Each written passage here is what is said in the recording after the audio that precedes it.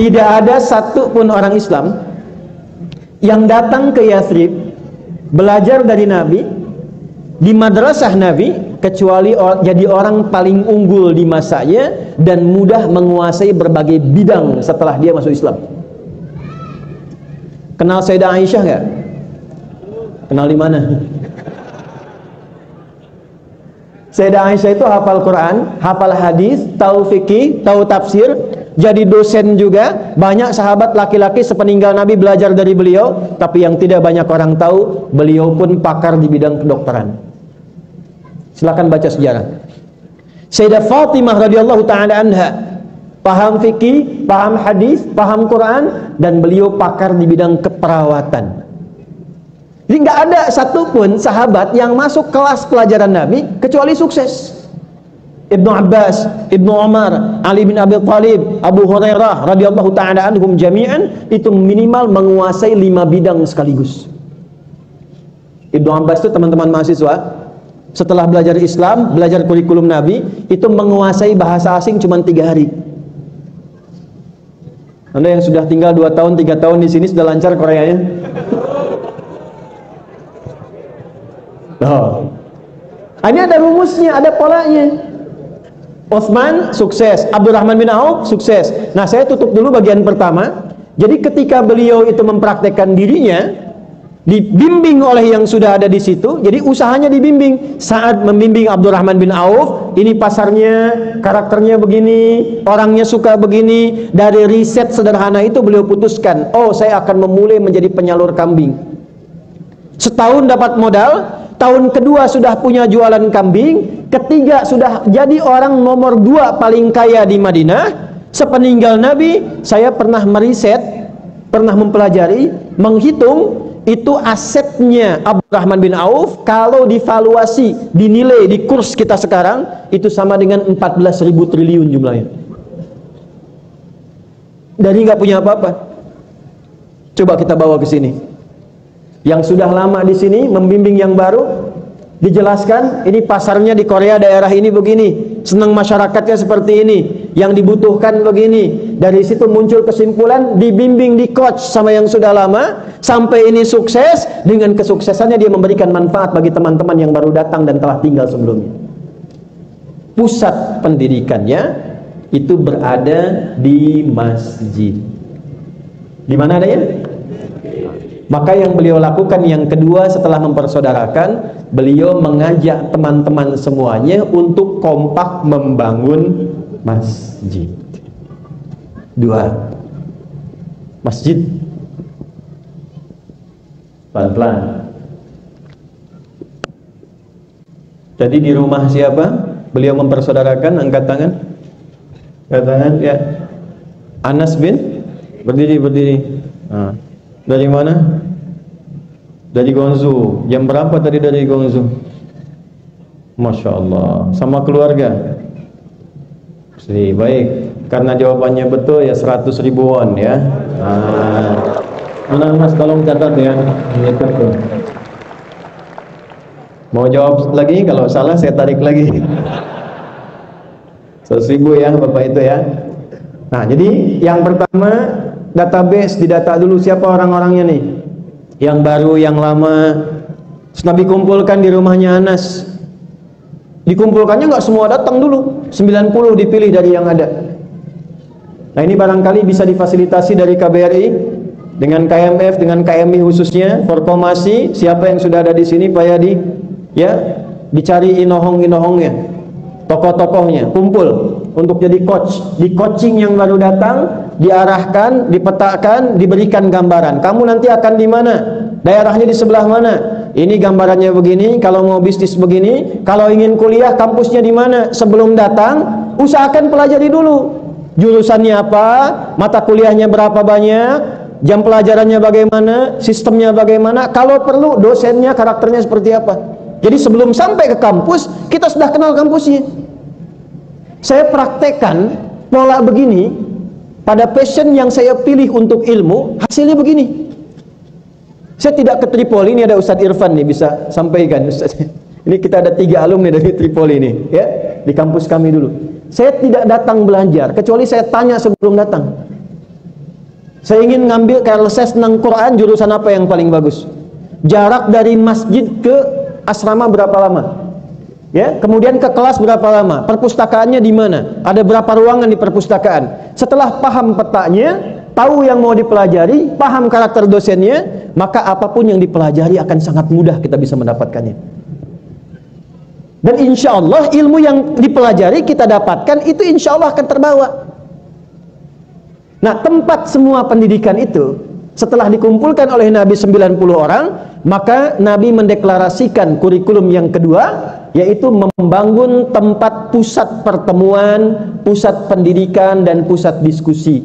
Disitulah kemudian materi spiritual, materi intelektual, termasuk masalah-masalah sosial dibahas di situ. Tempatnya namanya masjid.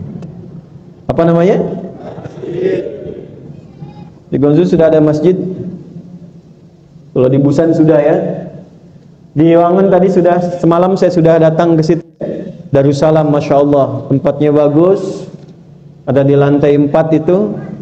Dan luar biasa begitu saya masuk, di sampingnya juga berdampingan dengan tempat dakwah secara langsung itu. Ya.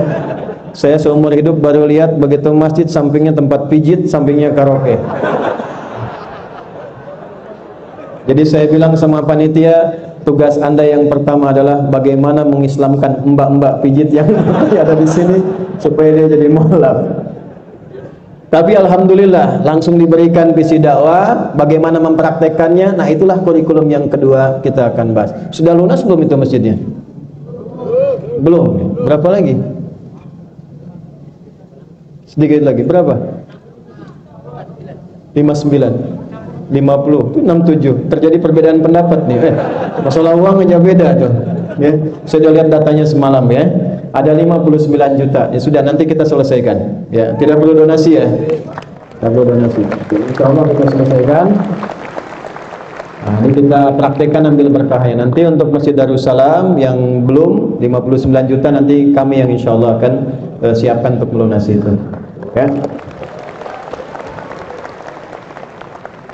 Maksud saya gini, saya sudah datang sendiri, kemudian nulis sendiri, merangkan sendiri, sudah ikut partisipasi. Kalau Anda belum baik juga, dengan cara apa lagi kemudian saya harus sampaikan? Ayo kita teruskan. Masjid nih, masjid sudah ada. Apa kurikulum yang ada di dalam masjid? Ada yang hafal Quran nggak di sini? 30 juz. 15. Jangan nunggu juz 30, nggak akan saya sebut. Baik, cepat aja, cepat ya. Padahal 1 juz itu 1 juta tadinya. Udah nggak jadi. Udah waktu habis. Singkat saja, fungsi masjid di dalam Al-Quran yang pokok ada 5. Ada berapa? Adanya di Quran surah 9 ayat ke-18. Dan dibuka dengan kata innama. Adatul hasri, huruf menunjuk hukum pembatasan. Innama ya'muru masajidallah. Orang-orang yang mampu memakmurkan masjid-masjid Allah itu orangnya terbatas, kalangan elit. Jadi berbahagialah yang di Korea ini yang terpilih oleh Allah punya kecenderungan memakmurkan masjid. Yang datang jadi imam, jadi da'i, itu kalangan terbatas, elit. Makanya dijaga tuh, jangan sampai nggak betah gitu. Yang menarik apa? Tapi ini pun harus punya 5 ciri ini. Kalau nggak punya cepat pulangkan. Apa Ustaz? 1, man amana billah. Saya tasrif dulu ya mannya. Kita pakai ilmu nahunya dulu biar betul. Karena orang sekarang kadang ngajinya pindah karena online, tasrifnya berubah. Kita di pesantren dulu biasa kan, fa'ala yaf'ilu, fa'ala yaf'alu, fa'ala yaf'ulu. Sekarang udah lain tuh. Tak-takayu, taktiku, tiktokan. Fasbakayu, facebooku, facebookan, gitu kan? Instagrama, yanstabrimu, instagraman. Yang terakhir taba ya tubuh, YouTube. Man ismun mausulun yadullu 'ala al-fardiyatil 'ammiyah. Kata sambung konjungsi menunjuk pada setiap objek tunggal tapi tawarannya general. Jadi kalau ketemu man di Quran, itu tawaran dari Allah langsung secara personal ke kita. Terbuka tawarannya, nggak melihat siapapun. Yang penting ingin masuk dalam golongan itu. Ya, mau dia kiai, mau dia ustadz, mau dia orang biasa, kalau pengen Allah kasih jalan. Jadi cara bacanya rasakan, hei Adi Hidayat, hei fulan, hei fulana, innama ya'muru masajidallahi. Orang-orang yang mampu memakmurkan masjid Allah itu adalah kalangan terbatas. Hanya yang punya ciri berikut. Satu, man, siapapun. Saya kurang senang dengan terjemahan barang siapa. Man, barang siapa, itu saya kurang cocok. Karena sampai saya tiba di Jangan University ini, saya belum temukan tuh barang punya siapa. Maka saya lebih senang menerjemahkan siapapun. Satu, punya sifat amana billahi wal yaumil akhir. Memakmurkan masjid bukan meramaikan. Kalau rame di stadion rame, di taman sekarang sedang rame. Kolam beku pakai skating rame. Jalan ketutup salju udah ada yang main perosotan depan tuh, rame. Ya? Kalau rame dimanapun bisa rame. Amara itu diantara maknanya, perhatikan baik-baik, ini poinnya. Membawa segala yang bermanfaat. Satu. Karena itu usia kita juga disebut dengan umur, punya arti sesuatu yang bermanfaat. Jadi kalau ditanya, Anda berapa umurnya? Saya 40 tahun. Dari 40 tahun hidup itu berapa sudah manfaat yang ditampilkan? Yang bicaranya bermanfaat, yang kalau mendengar-dengar bermanfaat, kalau melangkah ke tempat bermanfaat. Nah, semua kegiatan yang terkait dengan masjid, kata Allah, itu mesti dibuat kegiatan yang ada manfaatnya. Gimana caranya orang masuk masjid? Dengan keluar dari masjid, dia mendapatkan satu manfaat. Maka yang pertama cirinya, untuk memakmurkan masjid, mendapatkan manfaat dari masjid, kata Allah, yang pertama cirinya, amana billahi wal yaumil akhir. Jadikan masjid itu sebagai proyek menguatkan iman dan mencari bekal untuk di hari kiamat. Iman plus bekal pulang.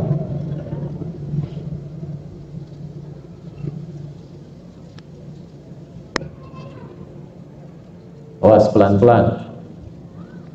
Ini niat yang pertama. Jadi kalau ke masjid, niat pertamanya jangan numpang makan dulu. Niat yang pertama, bangun segala hal yang ada di situ dengan dasar iman. Masih ingat tadi bagian pertama sebelum bangun masjid, Nabi mempersaudarakan kan? Persaudaraan pertama dibangun dengan dasar iman. Jadi bukan dengan harta. Maaf kalau teman-teman gaulnya dengan harta saja, begitu harta temannya berkurang pasti Anda tinggalkan. Kalau dengan kepintaran, gaulnya pilih-pilih teman karena kepintaran, dilihat temannya kurang satu level pasti ditinggalkan. Ini menarik, orang paling kaya dipersaudarakan dengan orang paling miskin. Dan yang paling hebat, yang miskin dibimbing oleh orang yang kaya sampai melebihi kekayaan si kaya tadi. Itu kalau nggak pakai iman, mustahil saat menawarkan ambil setengah harta saya, itu mustahil. Jadi ternyata iman itu melebihi harta, melebihi ilmu, melebihi tenaga. Karena kalau orang sudah bersaudara dengan imannya, dia akan memberikan yang terbaik untuk saudaranya. Itu poin pokoknya. Jadi bagaimana masuk ke dalam masjid, dibuat kegiatan di dalam masjid yang bisa meningkatkan iman, yang dengan iman itu kita membuat segala hal yang bermanfaat ketika keluar dari masjid. Itu dasar pertama. Dan proyeknya akhirat. Akhirat. Yuk kita praktek ya, pelan-pelan. Caranya bagaimana untuk menguatkan iman itu dan dipraktekkan dalam kehidupan? Teruskan ayatnya. Wa aqamas shalah. Latihan salat yang benar dan baik. Ada aqama yuqimu di situ. Latihan salat yang benar dan baik.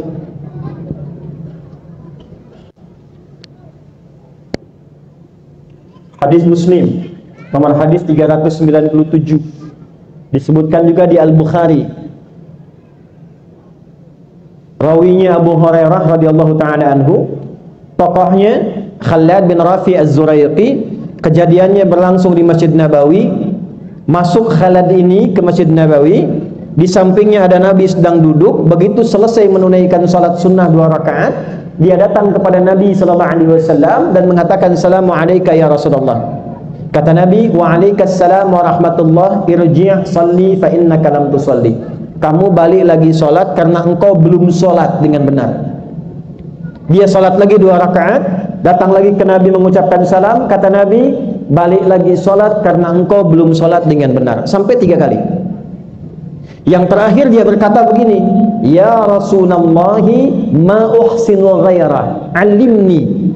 Ya Rasulullah, saya nggak bisa lebih bagus lagi sholatnya, tolong ajarkan pada saya gimana cara sholat yang benar. Maka diajarkanlah oleh Nabi dari mulai wudhu sampai dengan selesai salam. Idza qumta ila shalah, kalau engkau ingin mendirikan salat dengan benar, fa asbighil wudu, sempurnakan dulu wudu'mu. Diterangkan oleh Nabi dari A sampai Z. Tsumastaqbilil qiblah, menghadap ke arah kiblat. Diterangkan oleh Nabi A sampai Z. Kemudian bertakbir sampai dengan selesai salam. Perhatikan baik-baik di poin ini. Ternyata semua bacaan, gerakan, bahkan waktu-waktu sholat itu kalau kita pelajari, semua ada maknanya dan terkait dengan petunjuk kehidupan kita. Jadi bukan amalan biasa.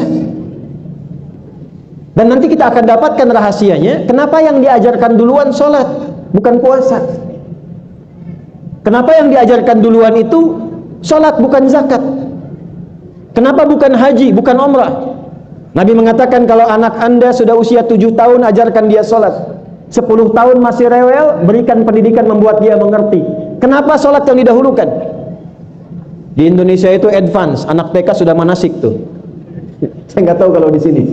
Ya, ternyata setelah dilihat, dipelajari, sholat itu semua bacaan, nama, gerakan sampai selesai itu ada maknanya, ada artinya. Dan Nabi mengajarkan sahabat dengan semua makna ini, tidak ada satupun sahabat yang sholat kecuali sukses dan bahagia hidupnya. Sukses bahasa Arabnya disebut dengan fauz, turunannya faiz, fauzan, faizah, faizin, itu sukses. Bahagia bahasa Arabnya farihah, sifat laki-lakinya farhan, perempuannya farah. Muhammad Farhan, orang yang diharapkan bahagia selama hidupnya, walaupun belum tentu sukses. Muhammad Faizin, Ibu Faizah, orang diharapkan sukses selama hidupnya, walaupun belum tentu bahagia. Anda pilih mana? Sukses tapi kurang bahagia, atau bahagia tapi nggak sukses? Tunggu deh, ibu dulu deh, ibu. Kaya tapi gelisah, atau miskin tapi tenang? Nggak ada pilihan ketiga, 2 aja. Nah, kalau kita gabungkan kaya dan sukses dan bahagia, itu bahasa Arabnya namanya falah. Apa namanya? Falah. Saya tanya pada Anda, kalau kita mau sholat kan dipanggil ya? Dipanggil. Panggilannya namanya apa?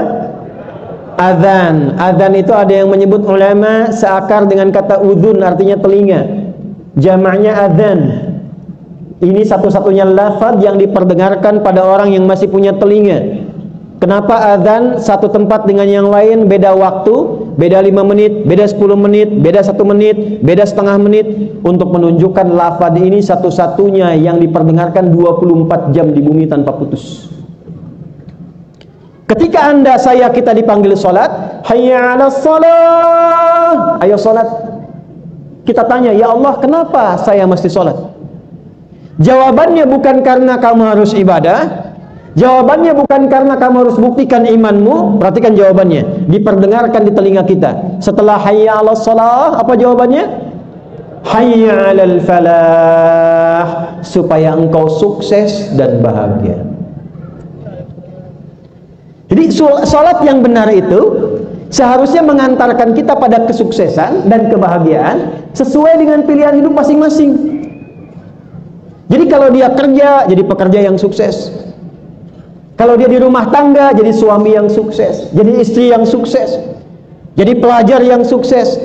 Dan ternyata semua gerakan sholat, bahkan dari namanya itu ada maknanya.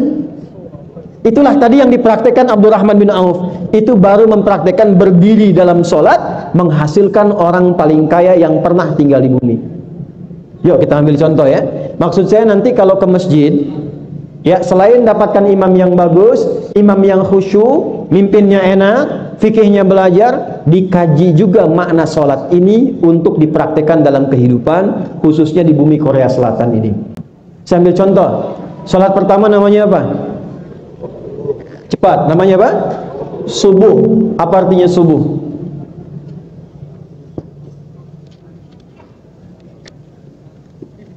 Ribu. Ya, Mas. Apa artinya subuh? Ya? Perencanaan apa? Wah, bagus. 100.000 ya, abang ini ya. Baik, silakan Mas. Berdiri, tolong catat Mas. Ini satu ya. Saya nyebut rupiah apa wan tadi ya? Baik, dua ya.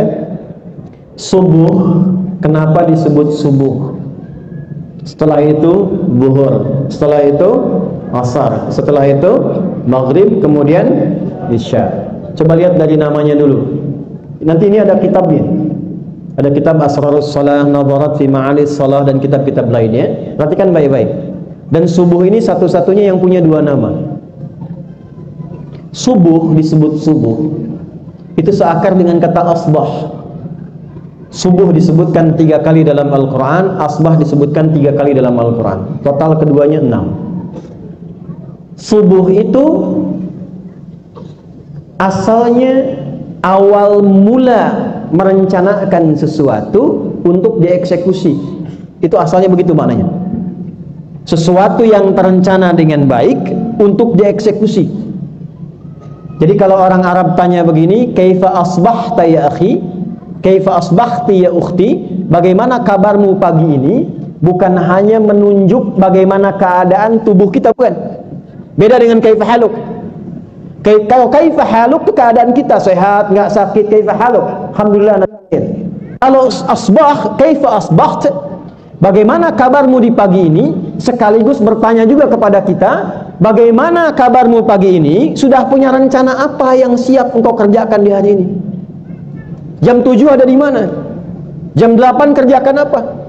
Jam 10 merencanakan apa? Kenapa sholat pertama disebut dengan subuh? Ingin memberikan pesan kepada kita, orang Islam itu baru bangun dari tidurnya, dia sudah punya rencana yang terukur, yang siap ia eksekusi di hari itu. Itu yang mahasiswi itu, tahun berapa lulus? Berapa IPK yang mau didapatkan? Setelah itu mau kemana? Yang teman-teman bekerja sekarang yang baru datang, arahnya mau kemana? Besok mau kerjakan apa? Targetnya berapa yang mau dihasilkan? Berapa lama itu didapatkan? Itu sebelum kita bangun dari tidur, ya, Al-Quran sudah tanya. Quran surah 81 ayat 18, was-subhi idza tanaffas. Dan aku bersumpah, kata Allah, dengan waktu subuh itu. Saat nafas mulai pertama kali keluar yang baik untuk beraktivitas, di saat itulah Anda sudah punya agenda yang akan disiapkan. Maaf ya, jangan kalah sama yang makhluk yang tidak dihisab. Matahari subuh sudah punya cahaya fajar membelah kegiatan malam, rutin. Sudah tahu kapan berputar, apa yang diberikan.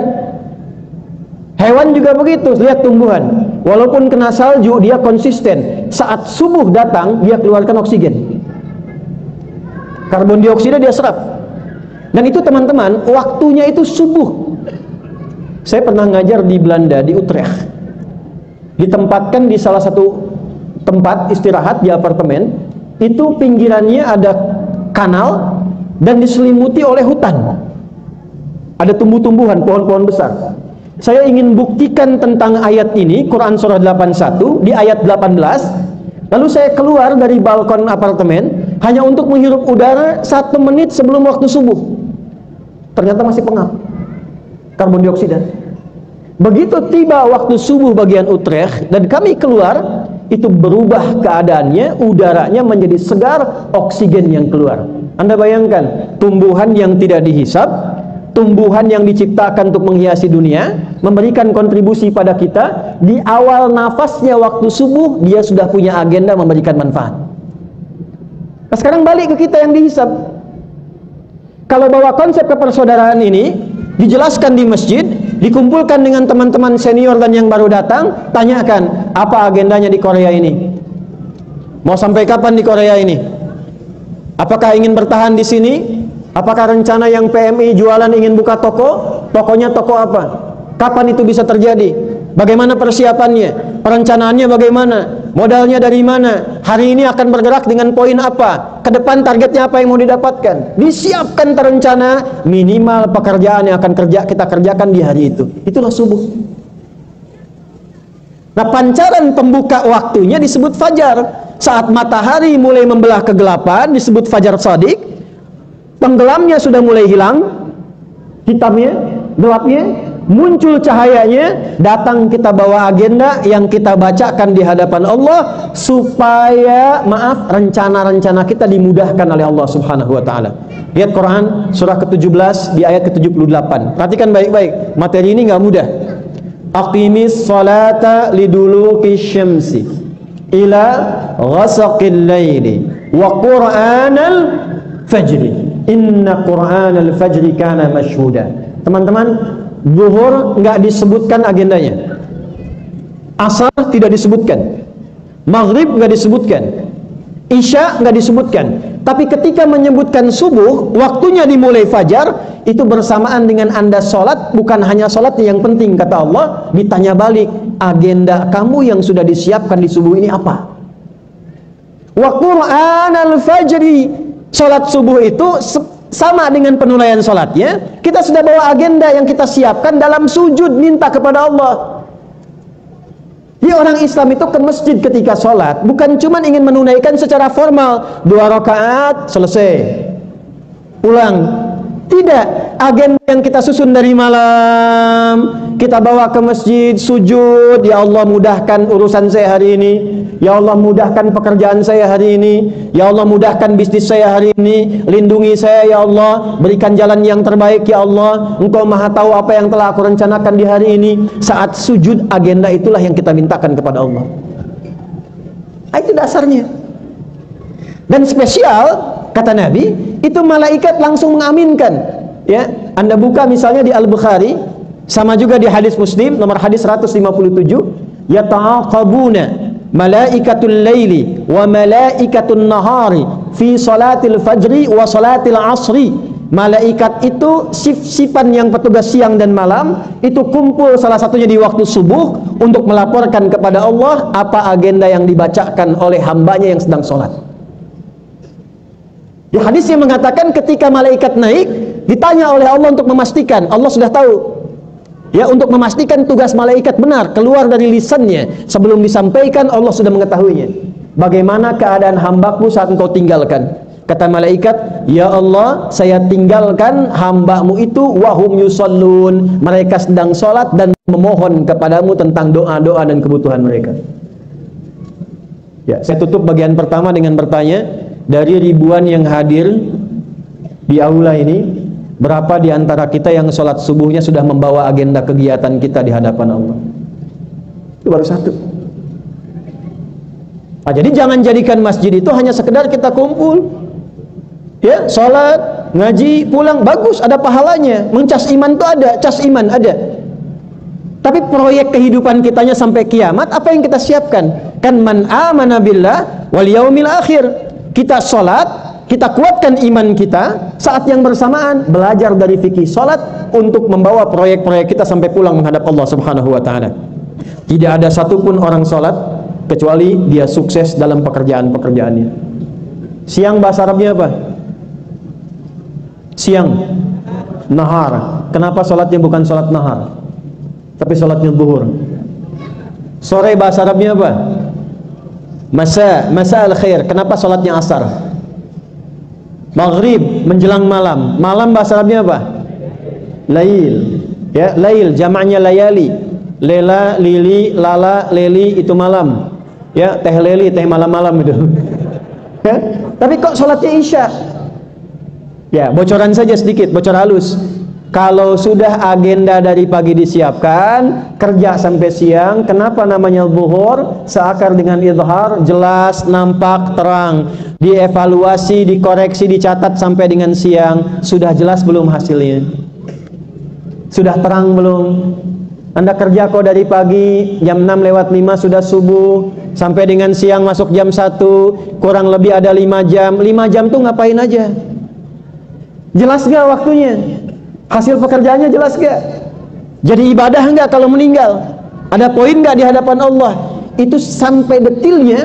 Waktu sholat dibagi setiap hari berdasarkan perpindahan waktu. Kenapa? Allah ingin memastikan setiap hambanya, setiap berganti waktu, pekerjaannya tuntas, kehidupannya baik, dan mudah mengantarkan ia pada kesuksesan dan kebahagiaan.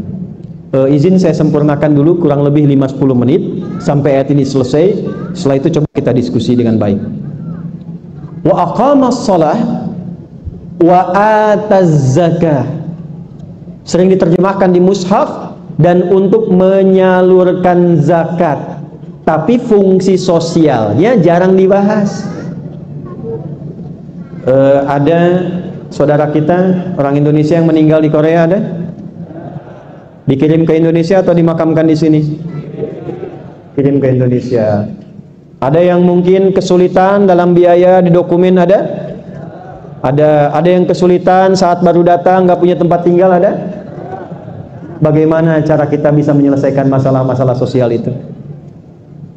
Ya, bagus, ada perkomasi, bagus. Tapi kan butuh biaya. Ngelolanya bagaimana? Potensi-potensi yang sudah mapan, hartanya yang sudah lebih berkecukupan, silahkan bisa disimpan di masjid untuk didistribusikan sesuai dengan kebutuhan-kebutuhan sosial masyarakatnya. Konsep itulah yang di Al-Quran disebut dengan zakat namanya. Pusatnya ada di masjid. Jadi kalau sekarang teman-teman yang datang ini dari berbagai daerah, di setiap tempat coba ada masjidnya satu saja, jadikan pusatnya. Data masyarakat kita, khususnya yang muslim ada di situ siapa saja.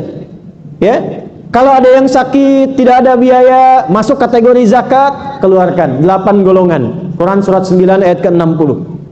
Kalau zakat tidak masuk kualifikasinya, masukkan dalam infak. Ada infaknya, ini berapa won, zakatnya berapa won. Oh, si fulan ini nggak cocok mendapatkan bagian zakat, bagian infak mungkin bisa dia dapat. Ini nggak cocok bagian infak, bagian sodakoh mungkin bisa dia dapatkan. Karena itu ketika masuk masjid, di situ ada perputaran dan pengelolaan harta untuk kebutuhan-kebutuhan sosial. Dan yang menyelesaikannya siapa? Ahlu masjid. Untuk siapa? Untuk orang yang tinggal sekitaran masjid. Jadi jangan sampai zakat Anda yang dikumpulkan di Wangon dikirimnya ke Cimahi misalnya. Selesaikan untuk daerah sini. Busan, selesaikan untuk wilayah Busan. Ya, kalau kemudian teman-teman di sana selesai, ada kelebihan, silahkan bantu yang di Seoul, silahkan bantu yang di Gwangju, dan seterusnya. Jadi yang kedua ini, kalau kita praktekkan dengan baik, selesai urusannya teman-teman sekalian. Ada seorang meninggal, KBRI terbatas pembiayaannya. Lihat, di mana potensi yang bagus, yang saldonya bagus untuk digunakan. Oh, Masjid Darussalam punya ini potensinya, silahkan gunakan bagiannya. Masuk zakat, masuk. Enggak masuk, infak. Yang kedua, ternyata ada bagian di masjid itu selain menyantuni orang-orang Islam yang ada di sekitarannya, juga bisa digunakan untuk menyantuni yang non-muslim yang mungkin hidup berdampingan dengan kita. Tuh, tetangga masjidnya coba lihat, tetangga Anda. Mungkin nggak semuanya mampu walaupun tinggal di Korea. Ini sekarang musim dingin ya. Coba disurvei tetangga-tetangganya. Mungkin ada yang tidak punya selimut. Pernah nggak terpikir membangun gerakan masjid untuk menerapkan nilai-nilai keindahan Islam dengan tetangga-tetangga Koreanya? Ya, Forkomasi, KMI, KMF, sekitaran orang-orang yang tinggal dengan masjid, ternyata ada warga yang bahkan tidak punya selimut. Anda datang dari masjid ke situ, sampaikan, ketuk pintu, selamat pagi, selamat siang, ataupun selamat malam, ketuk, kami tetangga saat ini, ya, alhamdulillah kita punya ada beberapa stok selimut, mungkin bermanfaat. Ketika tetangga di Korea tanya, Anda baik sekali, ya mohon maaf merepotkan. Bukan merepotkan, Islam yang mengajarkan kami bersikap begini. Setiap dia bertanya, katakan Islam yang mengajarkan kami berbuat begini. Sudah berapa nilai keislaman yang kita bisa praktekkan dari konsep masjid ini? Makanya dulu banyak orang masuk Islam itu bukan karena ceramahnya Nabi. Anda silahkan cek di semua kitab hadis, pernah nggak Nabi tabligh akbar misalnya di lingkungan orang-orang tertentu? Nabi biasa saja. Justru yang viral ke lingkungan masyarakat itu jujurnya Nabi, baiknya Nabi, sedekahnya Nabi, anak-anak kecil lewat, bukan anaknya Nabi, bukan kerabatnya Nabi, sedang main bagus-bagus, anak kecil tiba-tiba nangis. Kata Nabi, kenapa engkau menangis ya fulan? Kenapa gak gabung main? Aku gak punya mainan seperti mereka ya Rasulullah. Bajuku gak sebagus mereka. Kenapa? Ayahku kemarin meninggal dalam medan juang. Kata Nabi, aradita an akuna Muhammadan an yakuna Muhammadun aban laka wal Hasan wal Husain ikhwalaka? Kamu ridho enggak kalau aku merawatmu, Hasan dan Husain jadi saudaramu? Kata anak ini, saya ridho ya Rasulullah. Diberikan oleh Nabi baju yang bagus, mainan yang bagus. Anak ini kemudian gembira, lompat datang ke teman-temannya. Karena teman-temannya melihat mainannya paling bagus, mereka tanya, kamu dari mana mainan ini? Kata anak ini, Rasulullah yang kasih. Kok bisa? Saya cerita ke Nabi, bapak saya baru meninggal di medan juang, lalu saya dihadiahi oleh Nabi hadiah ini, dan diangkat jadi anak angkatnya Nabi, jadi saudaranya Hasan dan Husain. Apa komentar anak-anak yang lain? Ya Allah, kenapa bapak kami gak meninggal juga? Itu namanya anak-anak gitu ya. Ya. Tapi yang mau saya katakan, Islam itu indah kalau dipraktekkan. Kalau cuma tertuang, dibaca ayat dalam Quran, jadi pahala betul, tapi nggak terasa kenikmatannya ketika nggak dipraktekkan. Pernah dengar hadis ini? Siapa yang masak makanan, baunya sampai ke tetangga, maka bagilah tetangganya walaupun hanya kuahnya apal tuh. Ya, awas yang punya toko makanan nih, halal, baunya sampai. Kalau zaman Nabi baunya, kalau sekarang infonya. Bau-baunya ada yang baru buka toko kan ya kan? Nah gimana menerapkannya tuh? Ada dua. Satu, jangan sampai tetangga hanya menikmati bau dan salah paham. Saya baru paham hadis itu di awal-awal tahun 2000-an. Ketika banyak mahasiswa yang datang ke negeri orang, datang ke Libya, ke Tripoli, ternyata bawa bumbu makanan. Bumbunya rendang yang dimasaknya singkong. Jadi nyampainya ke tetangga bau rendang, padahal isinya singkong. Maka bagilah tetangga supaya tidak salah paham. Jangan sampai Anda bagi kuahnya, Anda masak ayamnya. Anda masak soto ayam, ayamnya Anda makan, kuahnya bagi tetangga. Tetangga tanya, kok cuma kuahnya Pak Haji? Memang hadis Nabi. Oke, saya akhiri dulu pertanyaan saya. Nabi menyebutkan itu kalau tetangga kita muslim saja. Tidak ada. Umum sifatnya. Maka kalau umum jangan ditaksis, jangan dikhususkan. Artinya Anda bertetangga walaupun dengan orang Korea, atau dengan orang Indonesia sendiri, atau misalnya Thailand, atau negara lain, jadi tetangga kita, dan kita masak sesuatu, ada tetangga, Anda bayangkan, dengan non muslim pun ada bagian yang kita berikan kepada mereka. Ketuk pintunya, sampaikan, saya hari ini masak ayam dengan kuah ginseng, mungkin bermanfaat bagi Anda, silahkan dingin-dingin begini untuk menghangatkan. Dia tanya, Anda baik sekali. Anda katakan, bukan baik, tapi Islam yang mengajarkan saya berbuat seperti ini. Besoknya dia ketuk pintu ke rumah Anda, sudah bisa Assalamualaikum. Assalamualaikum, ya kan? Pak Haji, apakah Islam mengajarkan berbagi lagi hari ini? Bisa saja. Nah ini fungsi masjid. Saya sampaikan ini, ya maksud saya begini, jangan sampai kita semangat bangun masjid, beli tempat, diolah jadi masjid, itu bagus. Hidupkan dengan sholat, bagus. Jaga iman, bagus. Tapi fungsi yang kedua untuk menunjukkan keindahan Islam, itu juga kita gunakan.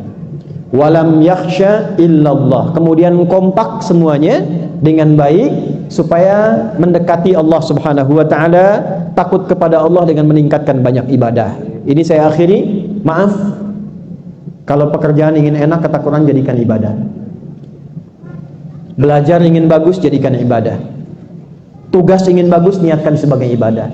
supaya dengan ibadah itu ada bekal kita pulang yang kita persembahkan di hadapan Allah Subhanahu wa ta'ala. Fungsi ini hanya akan bisa dilakukan kalau ada alim minal ulama yang mengajarkan itu. Karena itu saya harap sebelum saya akhiri dan kita tanya jawab, saya harap selain imam-imam yang ada di sini, ormas-ormas juga kompak, ya, cari guru-guru yang baik.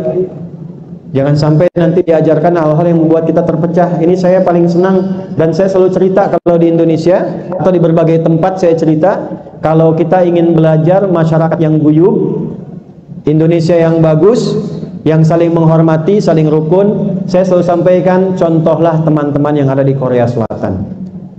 Ya, ormasnya bagus, kekerabatannya baik, ya. Ngajinya tolong dijaga dan gak usah aneh-aneh, ya. Yang PCI, PCNU dijaga, dikeluarkan kurikulumnya tuh, belajar fikihnya apanya. Kalau kira-kira aneh-aneh ya tidak perlu difasilitasi. Ya, Mbah Mun itu paling concern, salah satunya ke Korea. Mbah Mun itu. Saya kalau ke Mekah itu selalu saya sempatkan itu. Ziarah ke Syekh Nawawi, kemudian ke Mbah Mun, Sayyidah Khadijah dan sebagainya. Ya, di antara amanat beliau yang untuk dijaga itu salah satunya Korea Selatan. Ya, makanya Gus Baha itu jarang keluar, tapi kalau ke Korea itu untuk amanah Mbah Mun bisa datang itu. Ya, teman-teman kompak, ya, jaga dengan baik, kemudian fungsikan masjidnya dengan baik dan tolong jaga nama baik kita, nama baik bangsa kita, negara kita. Dan tadi sudah luar biasa, saya pun di belakang tadi langsung tegap ketika mendengar Indonesia Raya. Materi hari ini yang penting bukan materinya. Yang penting adalah motivasi kita untuk mengamalkan Islam dengan sebaik-baiknya. Saya tutup dulu, kalau ada diskusi kita sampaikan, nanti terakhir saya akan berikan satu tawaran-tawaran yang mungkin bisa dimanfaatkan oleh teman-teman yang ada di sini. Ya, mungkin nanti ada di bidang pendidikan atau di bidang yang lainnya. Dan yang terakhir, mungkin kita bisa sharing. Tapi di akhir saja ya. Saya mau tunjukkan nanti cara cepat menghafal Quran, mau? Nah, nanti di ujung ya. Nanti insya Allah Anda yang jarang menghafal bisa hafal Quran dalam 5 menit. Kita contohkan 5 ayat dari surat yang terpanjang, 5 ayat, nanti kita cek Anda bisa hafal dengan ayatnya, dengan posisinya, bahkan dengan nomornya insya Allah. Di ujung, cuma 5 menit. Tapi kita tutup dulu. Kalau ada diskusi silahkan disampaikan, nanti kita diskusikan dengan baik. Ya, demikian untuk sementara saya sampaikan. Ya, Assalamualaikum warahmatullahi wabarakatuh.